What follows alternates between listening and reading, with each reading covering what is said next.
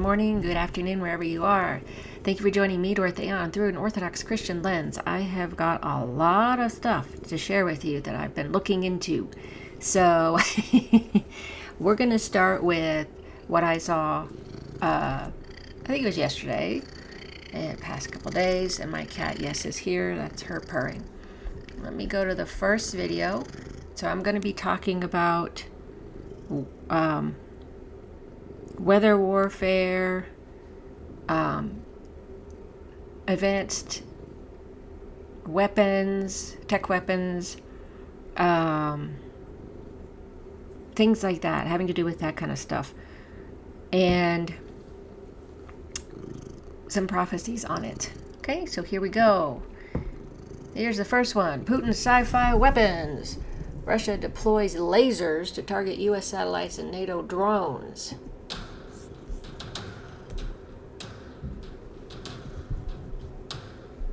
From Times Now. In a revelation that sounds straight out of science fiction, Russia has reportedly begun deploying battlefield laser weapons capable of blinding satellites and frying drones mid-air.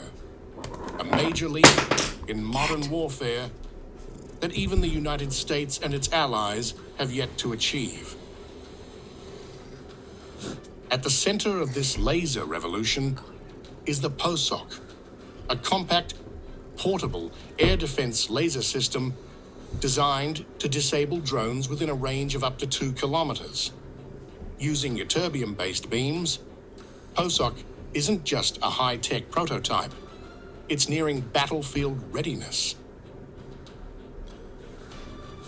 Once operational, it will join an already formidable lineup of Russian laser weapons that includes Peresvet, a mobile system capable of disabling the optics of satellites, drones, and aircraft, and already reportedly deployed in the Ukrainian conflict zone. Another system, Zadira, is said to go a step further, not just blinding, but burning through enemy hardware. And then there's the so-called Echelon, a laser mounted on a modified aircraft designed to target satellites from the skies, with a possible strike range of up to 1,500 kilometers. While the US and other NATO countries continue to face engineering challenges, particularly in building compact, high-power energy sources for lasers, Russia appears to be crossing the finish line. According to Russian military analysts, these systems provide ammunition-free rapid-fire defense, making them ideal for modern warfare, where speed and stealth are crucial. Even more surprising is that many of these innovations aren't new. Russia's obsession with laser weaponry dates back to the Cold War, with systems like the 1K-17 Shati, a laser tank powered by artificial rubies. Some even envisioned space-based laser weapons decades ago, concepts that were shelved due to budget cuts or treaties, but are now resurfacing in a new geopolitical era.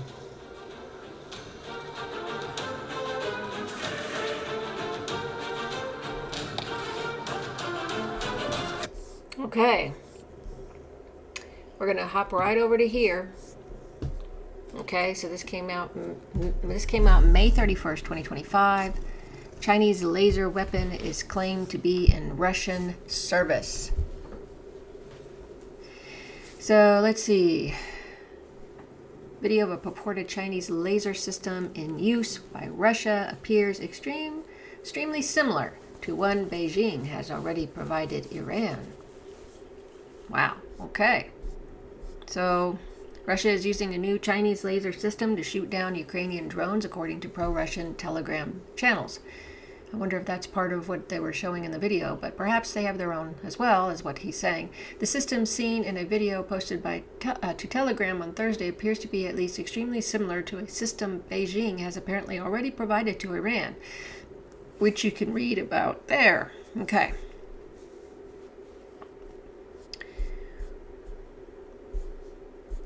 So as you can see, here it is. They're talking about all that again.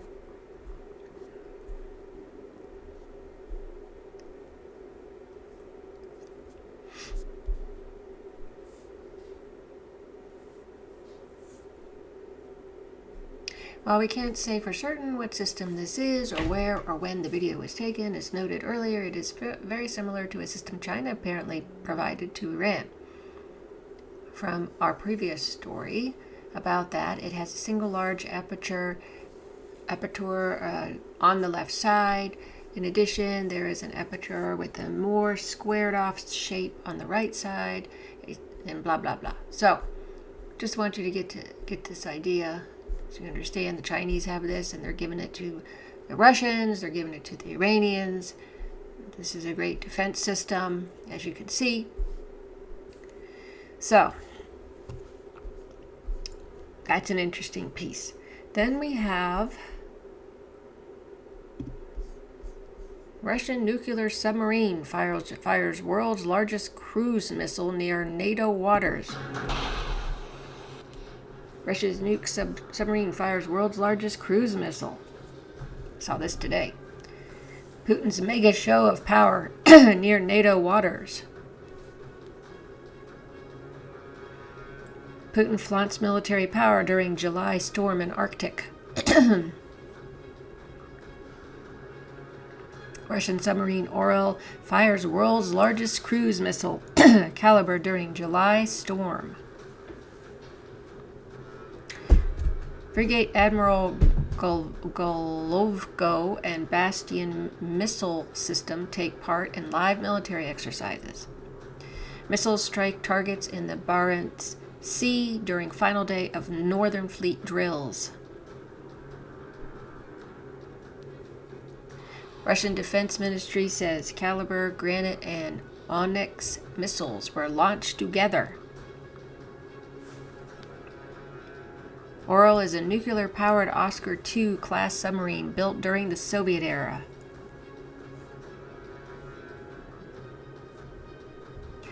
Oscar II submarines entered service in the late 1980s. Last one joined in 1994. These submarines were top Cold War designs made for hunting large enemy ship groups. Orel can carry 24 giant P-700 Granite missiles, each weighing nearly 7,000 kilograms.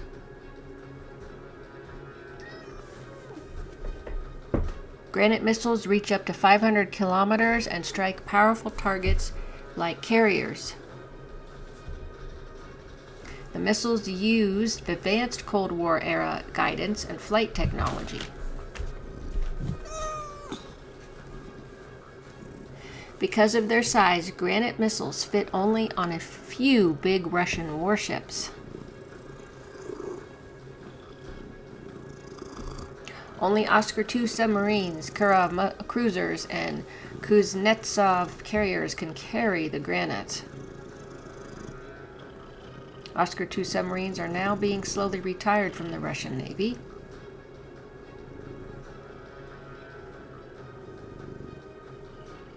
They are being replaced by newer, quieter, and more advanced Yasin-class submarines.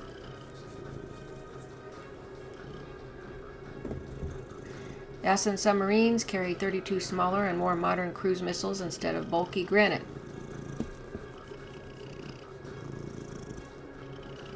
Yasin submarines also carry Zircon hypersonic missiles that are faster and harder to stop.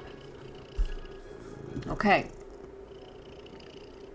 So, this is the first thing I'm showing you is all these different things are coming out.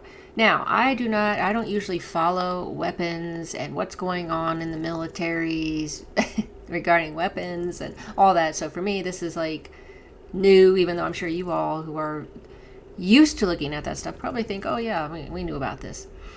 Although these things came out the past few days. Why do you think that all of these stories are coming out?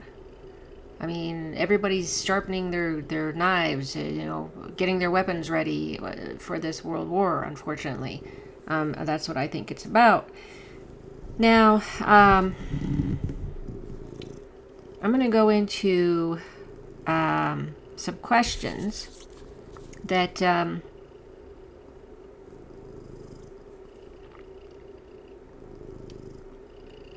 I had posted that video for you all on that 8.8 huge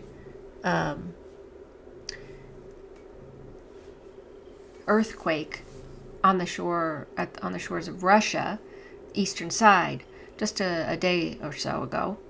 And it had been having several earthquakes there, just not at the size of 8.8, of course. And it looks like I'm getting an emergency thing right now on my phone. Probably flash flood warning or a severe thunderstorm. Sorry about that. In any case, so I can't believe the timing on these things, but in any case, like a week before, I think they had, in that same area, they had an earthquake that was about 7.4 or something like that. It was in the 7s. And then this week, yes, as I said, there was the 8.8. Well, let me bring this up. So the health ranger, I'm not following him, but I just happened to see this in my news feed. Does anybody else wonder if this might be a weapon-enhanced earthquake targeting Russia? We know the U.S. possesses weapons that can initiate quakes where fault lines are already on a threshold, but this is such a powerful quake, actually it's 8.8, that a weapon initiation might be outside the realm of what's possible with current military technology.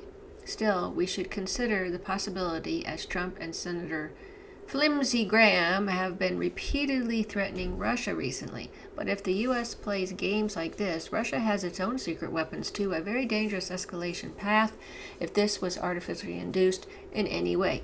Most geologists, however, would say this quake is a natural event. Well, of course, that's what they always say. But, yeah, could be natural. Now, you get different comments down here. People are like, and people are thinking it's Trump, and I'm like, it has nothing to do with Trump. Let's see. Some people say it's the sun, it's solar. And this person's offended that he's talking about Trump, which Trump would not have any idea about this because it's all the military-industrial complex and intel and things that they never tell him, and he doesn't listen anyway. So it's not about Trump. This person says it's natural, but as nefarious the governments have become, who can really say? They've effectively shut off Crimea. Now a serious hit on the Peninsula. They have no ports. Their navy is trapped. And then, we have this, did everybody forget that a reactor core from Japan went rolling across the ocean floor from the tsunami in Japan that devastated the nation? I wonder what a nuclear core would do to Earth's core. Well, I certainly hope we don't find out. Russia testing doomsday weapon? I don't know. Whales don't die in earthquakes, but I don't know. Russia already threatened the UK with tsunamis, so, a couple of engineers that I asked about this in the past, it might be possible, in theory, such triggering. And it's very difficult to achieve, triggering earthquakes, but it's very difficult to achieve. So, these are people's comments.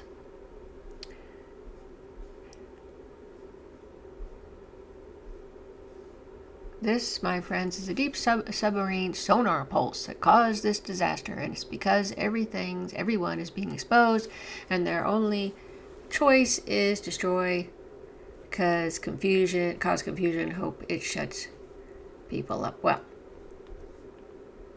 if this was intentional and directed at Russia, we wouldn't see the bottom displacement, and we're not seeing it in the Pacific. Hopefully not seeing it anyway. Rogue waves are pleasant compared to a tsunami, and we also need to understand that where this earthquake took place is in the Pacific Ring of Fire, so it's very common.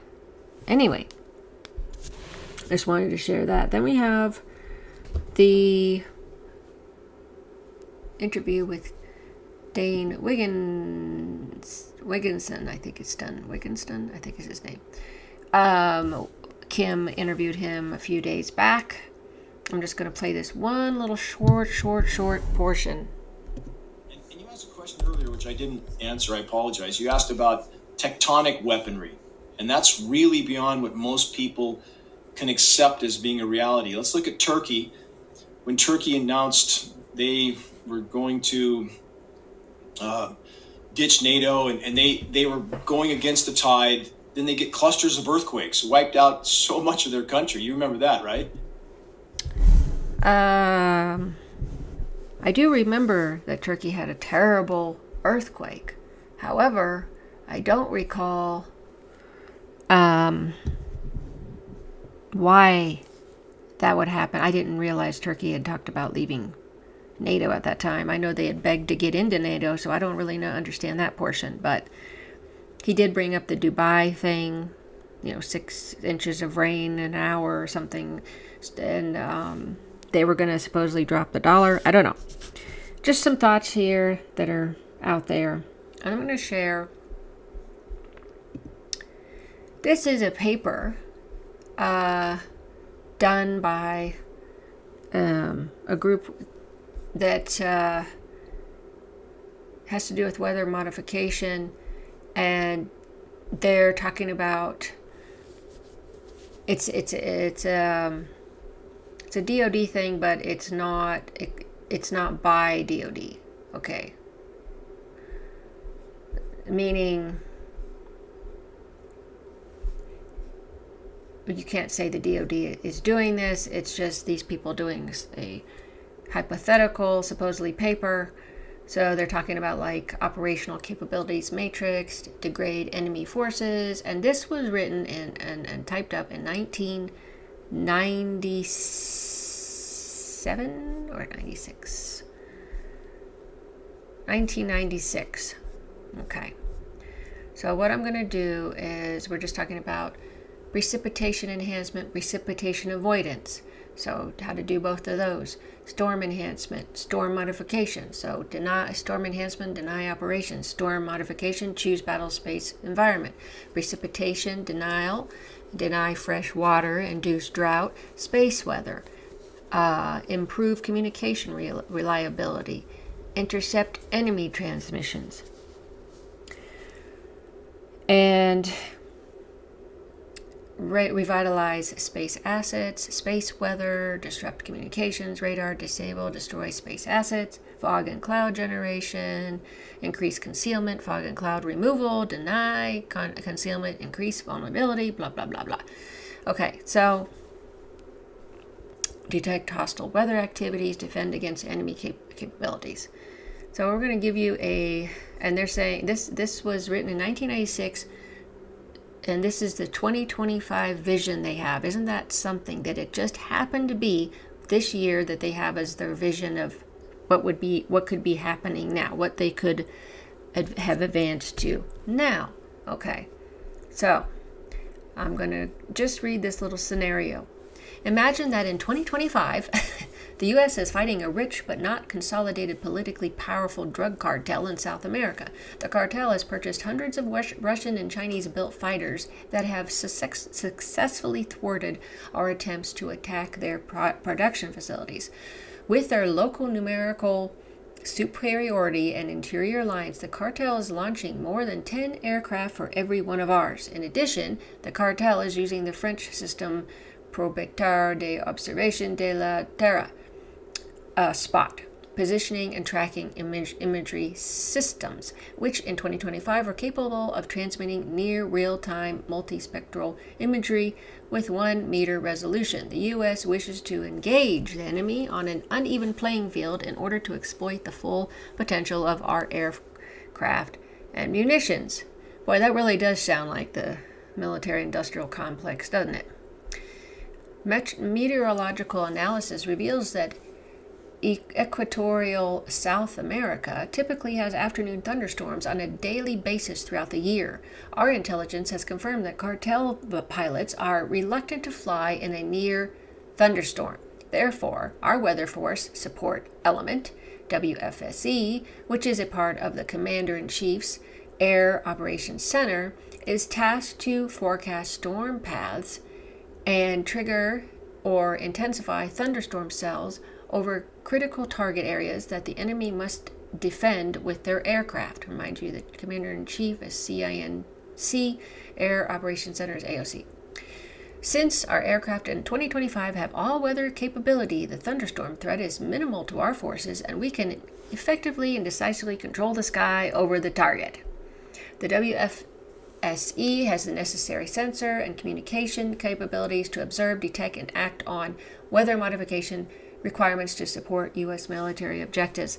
These capabilities are part of an advanced battle area system that supports the war-fighting SYNC. In our scenario, the SYNC tasks the WFSE to conduct storm intensification and concealment operations. The WFSE models the atmospheric conditions to forecast with 90% confidence the likelihood of successful modification using airborne cloud generation and seeding. In 2025, uninhabited aerospace vehicles are routinely used for weather modification operations. By cross-referencing desired attack times with wind and thunderstorm forecasts and the spot satellite's projected orbit, the WFSE generates mission profiles for each UAV. The WFSE guides each UAV using near real-time information from a networked sensor array. Prior to the attack, which is coordinated with forecasted weather conditions, the UAVs begin cloud generation and seeding operations. UAVs disperse a cirrus shield to deny enemy visual and infrared surveillance.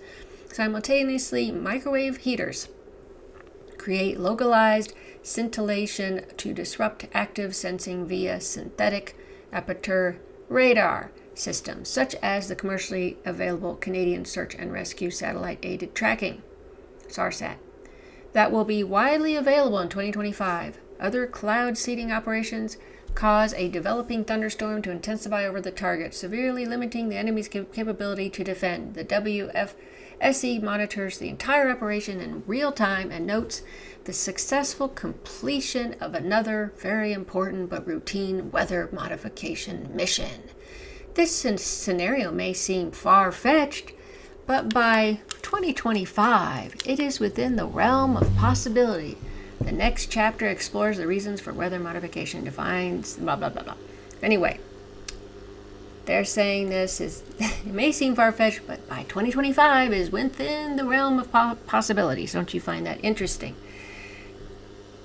Very interesting, considering we already have the UAVs, the drones. We have the microwave heaters and so forth. So that already exists. So I don't know how far-fetched that really is. Do you? And the other thing I'm going to bring up is this very interesting where is it? Video. 20 military techs set to rewrite warfare. So the first one they have is the military robots, the hypersonic missiles we already have, autonomous fighter aircraft. We have drones, but I think they're still working on the aircraft thing. I'm going to show you just a few of these because they're both scary. Some of them are quite insidious, but I'm going to show you these few here, and then I'm going to jump to another one. So let's go quickly on to this. Cybernetic super soldiers. Cybernetic super soldiers are becoming a reality through advancements in technology that enhance human capabilities on the battlefield. Currently, exoskeletons like Lockheed Martin's Onyx amplify soldiers' strength and endurance, allowing them to carry heavier loads and move faster over challenging terrain. These systems use sensors and powered actuators to mimic natural movement, reducing fatigue and increasing operational efficiency. Similarly, advanced prosthetics, such as those developed by companies like Osur, provide near-human dexterity and strength, offering injured soldiers the ability to return to active duty with enhanced capabilities. Wow. Neural interfaces are another groundbreaking advancement. Early-stage technologies like Neuralink are showing potential for soldiers to directly connect their brains to machines. This could allow them to control drones, weapons, or other systems with thought alone, while all... Does that bother you, or is it just me? You're just going to think, and because of this chip in your brain? I mean, how many people actually want to do that, and how safe is that? And how much does that sound like something that would be used later on with the Antichrist, the spirit of the Antichrist? So enabling real-time access to battlefield data and AI-driven insights. Sensory enhancements, including augmented reality glasses or contact lenses, are also being developed to overlay critical information, such as enemy positions and navigation aids, directly into a soldier's field of view. In the future, cybernetic super soldiers could feature integrated neural implants that connect them to advanced AI systems, enabling seamless communication and coordination with both humans and autonomous machines. Enhanced bionics might include limbs with superhuman strength, embedded sensors for environmental awareness. And then, I don't know if anybody was alive then, but do you remember the Bionic Woman and the $6 million man? They were both bionic. That's what that reminds me of, but I didn't think this would be real. And even regenerative capabilities to repair damage. Soldiers could also be equipped with adaptive skin-like armor for protection and temperature regulation. These advancements could make cybernetic super soldiers the centerpiece of future warfare, blending human resilience with machine precision. Number 5. Smart bullets. Whoa. Smart bullets are one of the most intriguing advancements in modern weaponry, combining traditional ballistics with precision-guided technology. Current prototypes, like DARPA's Exacto program, also known as the Extreme Accuracy Tasked Ordnance Program, are revolutionizing how projectiles function. These bullets are equipped with microelectronics, sensors, and small fins that allow them to alter their trajectory mid-flight. Wow. By tracking their target in real time, smart bullets can adjust their path to ensure unparalleled accuracy, even when aiming at moving or distant targets. This dramatically improves performance in scenarios where precision is critical, such as neutralizing high-value threats or hitting targets in complex environments like urban warfare. Smart bullets work through a combination of onboard sensors and external guidance systems. The shooter may use a laser designator to mark the target, which the bullet then tracks as it travels. In some cases, the projectile uses heat signatures or advanced imaging to lock onto its target autonomously. These systems make it possible to hit a moving enemy or strike targets behind cover with unprecedented reliability. In the future, smart bullets could evolve into highly versatile tools capable of selecting and prioritizing targets on their own. Future designs may feature even more advanced AI for mid-course corrections, enabling them to adapt to rapidly changing battlefield conditions. Additionally, miniaturized sensors and propulsion systems could lead to specialized rounds, such as bullets capable of disabling electronic devices or delivering non-lethal payloads. This fusion of precision and adaptability will likely redefine the role of small arms in future conflicts. Number 6. Stealth. We already know about stealth technology. I'm just going to go over to this one that's the most creepy. Number 7. Nanoweapons. Nanoweapons, a cutting-edge field of military innovation, utilize nanoscale materials and systems to achieve unprecedented precision, efficiency, and adaptability on the battlefield. Current advancements focus on the development of nanoparticles for targeted delivery systems, such as explosives or biological agents. These nanoscale materials offer unique properties, including enhanced strength, reactivity, and stealth, making them highly effective in specialized applications. For example, researchers are exploring nanomaterials for more efficient explosives, capable of delivering greater energy while minimizing collateral damage. One of the most promising uses of nanotechnology in warfare is in medical nanoweapons designed to incapacitate rather than kill. Nanobots, for instance, could be programmed to target and disable the nervous system or specific biological functions in enemy combatants. Oh my gosh. These nanobots could enter the body through inhalation or contact and carry out their tasks with surgical precision. Okay, does that sound creepy to you? It sounds creepy to me. That's pretty scary too. Making them ideal for non-lethal takedowns in complex scenarios. In the future, nanoweapons could evolve into autonomous systems capable of operating in swarms. These nanoscale drones might infiltrate enemy defenses, disable machinery, or even deliver targeted chemical or biological agents with unparalleled precision. It's evil. Advanced nanobots could also adapt to changing environments, repairing themselves, or altering their functionality in real time. Future nanoweapons might be capable of targeting specific structures at the molecular level, such as neutralizing enemy equipment by disassembling its components, atom by atom. This evolution could fundamentally transform both offensive and defensive strategies in warfare. Yeah. That's pretty scary. Okay, then we have laser weapons, which I found that interesting. Oh, here we are talking about laser weapons, and look, Russia has them, China has them, and we probably do too. So, yeah, in fact, they say we are working on them, or we have them. So, that's swarm drones. We already have somewhat of, well, we put out a lot of drones. I don't know if there's, I think they called some of them swarm drones. That might be already out.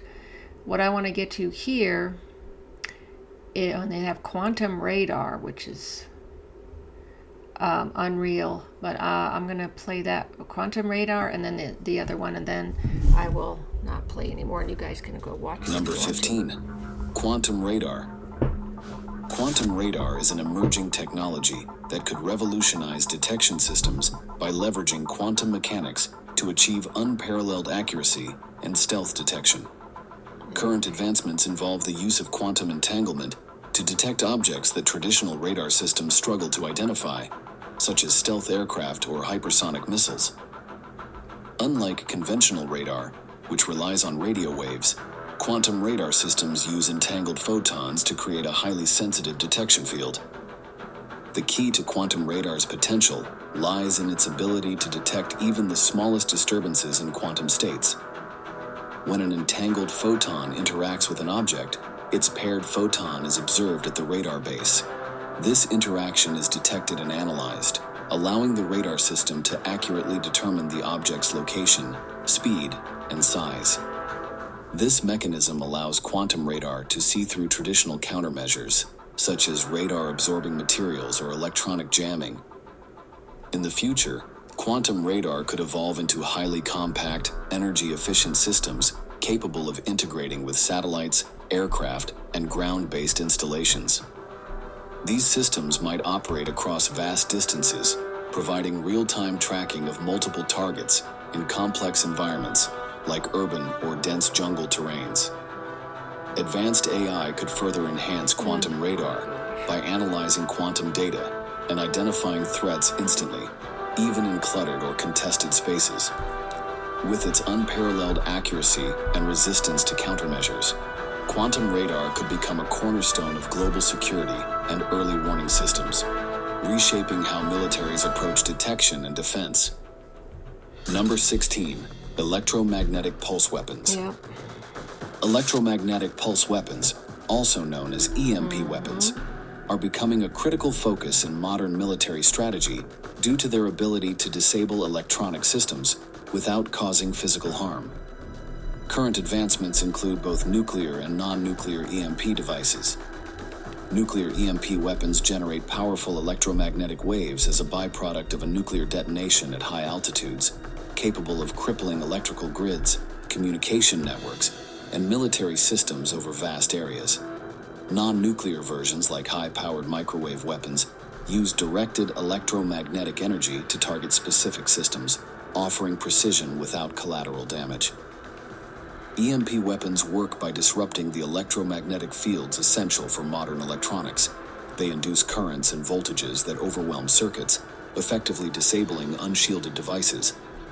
Modern systems like Boeing's CHAMP, also known as Counter-Electronics High-Powered Advanced Missile Project, demonstrate how high-powered microwave technology can selectively disable enemy infrastructure.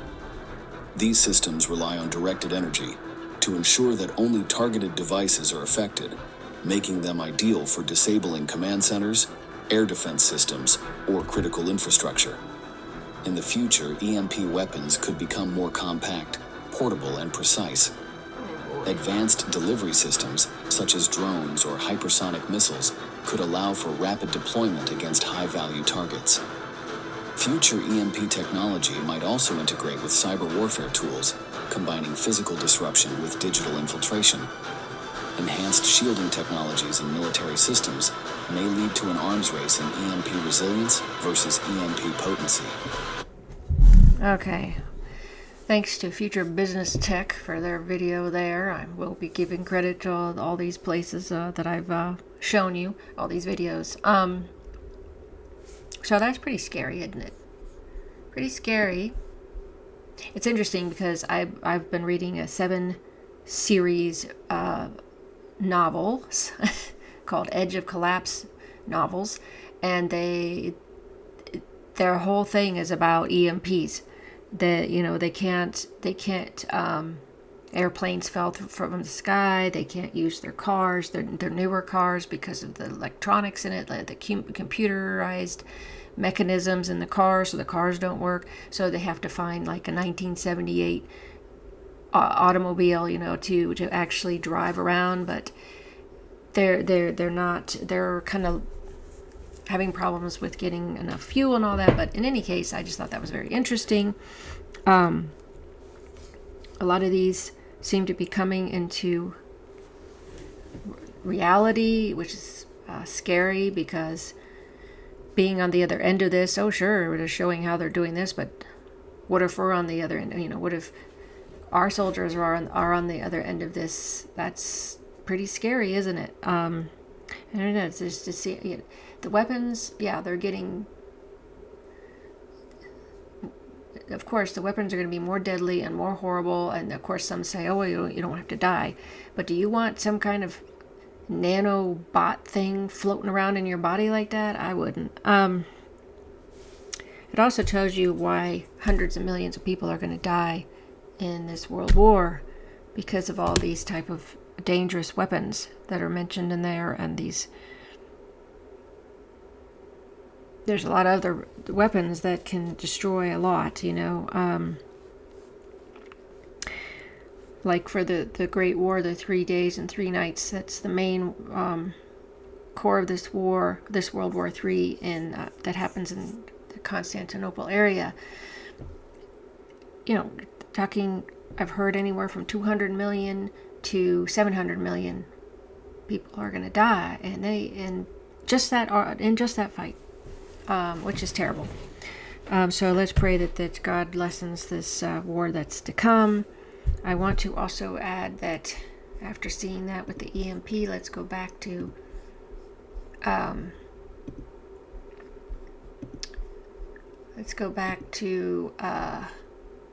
this one. Then there will be the first attempt to use nuclear weapons by the U.S. and Israel, but the Russians will neutralize them, causing a global blackout of energy and communications. EMP. Isn't that interesting? Now, this was said in 2007 by Elder Joseph. And here he's talking about something that's more technologically advanced. This is how, they get these revelations from God. They mean, they're off there in Mount Athos. How do they know these things? Because they have a close relationship with God, and God, chooses who he wants to reveal things to by that person's holiness. So that was kind of interesting that there it is, causing a global blackout. And look at all the advanced weapons that Russia has. So this is what I'm talking about. It's not just us that are doing this. Other countries that have that capability are doing this. Okay, and so we have this, and then we have going back to the weather warfare. It was used in Vietnam. Cloud seeding and trying to make the monsoon season even worse. So there were landslides, and the trails at the Ho Chi Minh Trail was ruined. Was a problem for the Viet Cong to get through. So they supposedly signed something in the late 70s that they weren't going to do these things anymore. But how when does our government ever really keep their promises? And when they sign something, you know. I'm going to add this. This is from my video that I did a while ago, where Metropolitan WWIII is bringing up this information as because people were questioning the Maui fires, they questioned the fires in LA, but it's interesting that he said this in 2023, and before that probably. We are going to have problems with artificial earthquakes, fires, in a way that the natural environment could be destroyed. Terrible. So there it is. There it is, talking about the weaponization of nature. Okay. So yeah, he says there are going to be artificial earthquakes, and then you have this from Elder who wished to stay anonymous. He said on October 13, 2012, he said, a great evil is being prepared on a global scale, an attempt to cause a massive earthquake. However, those behind it will fail, as the very place where they plan to unleash devastation will be the one to sink. So whoever is doing that is the one that's going to sink, which would be us, because we're going to be the one underwater. Okay? So that's why, you're thinking, okay, was that a real earthquake? There were several earthquakes in that one spot, and did we do something because of, did we do something to the Russian coast? Did we cause any of this through our submarines and underneath the water thing, that causing those tremors and stuff? Did we do that? Because the submarine fleet or something is over in that area, I was told, and where that place was at the coast, where it was having damage, that I think there was a part of a few of the naval submarines over there, the Russian ones. So, of course, those submarines, I don't know if those in that particular area were the nuclear submarines. They carry the nuclear weapons, but let's not forget the Poseidon, which can carry a nuclear weapon, and it's basically a drone torpedo type of thing, way underwater, so that it can't be really detected, and it causes tsunami waves, which Metropolitan WWIII had brought up in one of his talks on that as well, on the coast of the United States. All that information. I just thought I wanted to share it. I was researching all this, and I wanted to share it with you. I hope you got something out of this. Could all just be, could just be whatever, but we know that the prophecy is what they say. So I don't think these weapons are far off. I don't think they just don't I don't think they just don't